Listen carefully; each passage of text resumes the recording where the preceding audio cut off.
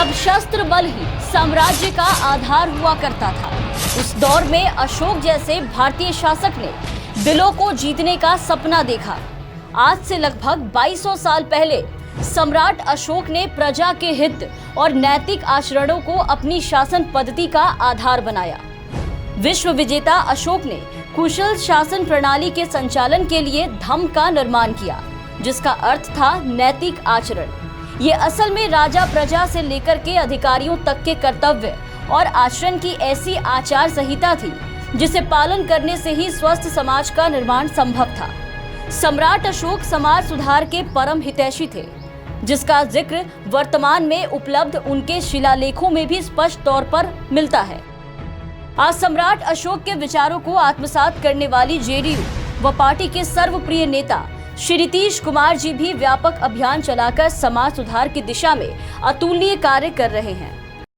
विकास का काम, उसमें आप संलग्न उस काम को तो कीजिए, लेकिन समाज सुधार के इस अभियान को निरंतर जारी रखिए। खाली नशा मुक्ति ही नहीं, उसके साथ साथ हम लोगों ने जो 17 में भी अभियान चलाया था दहेज प्रथा और बाल विवाह के खिलाफ। सम्राट अशोक अपने शासनकाल में आपसी भाईचारे को बढ़ावा देने के लिए बहुत ही सजग रहते थे। वो समाज में सद्भावना का संचार हो, इसे लेकर के जनता को नसीहत देते रहते थे। आज बिहार के मुख्यमंत्री श्री नीतीश कुमार जी अपनी प्रिय जनता से अपील करते हैं कि सब लोग मिलजुल कर आपसी प्रेम को बनाए रखें, क्योंकि समाज में सद्भावना के बिना तरक्की नहीं हो सकती।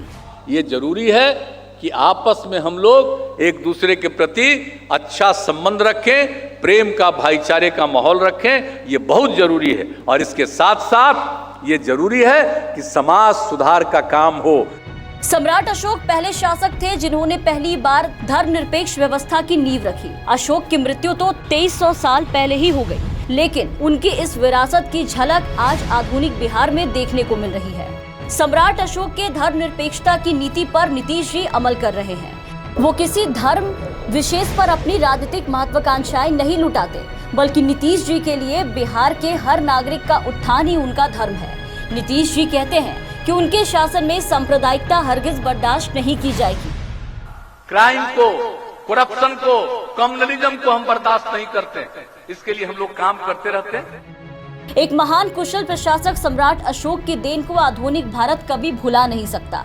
लेकिन आश्चर्य की बात है कि जहां प्रशासनिक स्तर पर आज भी सम्राट अशोक की नीतियों को अपनाया गया, वहीं कई इतिहासकारों व लेखकों ने मुगल साम्राज्य की शासन व्यवस्था के सामने सम्राट अशोक को न केवल कम आंका, बल्कि अशोक जैसे महान शासक की तुलना क्रूर औरंगजेब से कर डाली। ये एक निहायती सोची समझी साजिश है, जिसे जेडीयू अपनी राजनीतिक व बौद्धिक चेतना से कभी सफल नहीं होने देगी। ये देश सम्राट अशोक की विरासत का सदैव ऋणी रहेगा।